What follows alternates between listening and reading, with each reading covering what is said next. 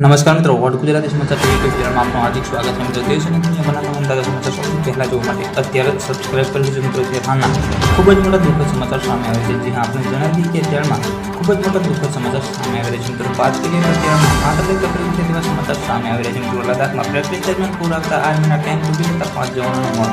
મળતી માહિતી મુજબ આપણે જણાવીએ કે અત્યારમાં લદ્દાખથી એક દર્દનાક સમાચાર સામે આવે છે. મિત્રો લદ્દાખના દોલતભાઈ કુલડી વિસ્તારમાં સેનાના ટેન્ક સાથે પ્રેક્ટિસ કરતા હતા. આ વિસ્તારમાં નદીના જળસ્તરમાં અચાનક જ ઘટાડો થયો હતો. અચાનક આવેલા પૂરને ગયા હતા અને હવે સમાચાર એ છે કે 5 મૃત્યુ પામે છે. મિત્રો સંરક્ષણ અધિકારીઓ જણાવ્યું હતું કે શુક્રવારે લદ્દાખમાં ટાંકી નદીને પાર કરાવવામાં આવી રહી હતી. જ્યારે વધુ માહિતી મુજબ આપણે પણ જણાવી કે રક્ષામંત્રી રાજનાથસિંહની સહિતના સેનાના જવાનોના મોત પર શોક વ્યક્ત કર્યો છે. મિત્રો દેશની અનુકરણીય સેનાઓ ક્યારેય ભૂલી શકશે નહીં.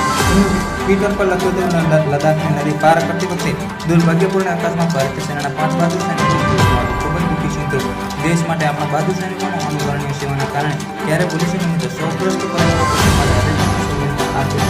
ઘડીમાં આખો દેશ તેમની સાથે છે.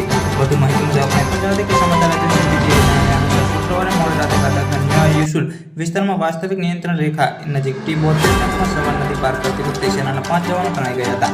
ગત માહિતી મુજબ આપણે પણ જણાવી કે તેમાં ડૂબી જવાથી આશંકિત રીતે અધિકારીઓ જણાવ્યું કે આ ઘટના અહીંથી 148 કિલોમીટર દૂર મંદિર પાસે એક કયાવત દરમિયાન બની હતી. અધિકારીઓએ જણાવ્યું હતું કે 5 સૈનિકોને લઈ જતી T-72 ટેન્ક નદી પાર કરતી વખતે અચાનક જ ડૂબી ગઈ હતી.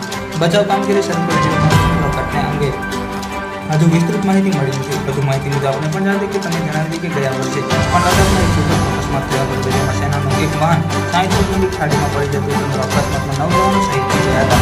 આ સેનામાં કાફલાઓ 5 વાહનો સામેલ હતા, જેમાં 34 જવાનો સવાર હતા. આ અકસ્માતમાં એક જવાન પણ ઘાયલ થયો હતો. ખરેખર વાહન ચાલકે વાહન પરનો કાબુ ગુમાવી દીધો હતો, જેના કારણે ટ્રક ખાડામાં પડી ગયો હતો. પલપલની માહિતી વિડીયો મળતી છે. વિડીયો ગમતો વિડીયોને લાઈક ચેનલ સબસ્ક્રાઇબ અને વિડીયો શેર કરવાનું ભૂલતા નહીં.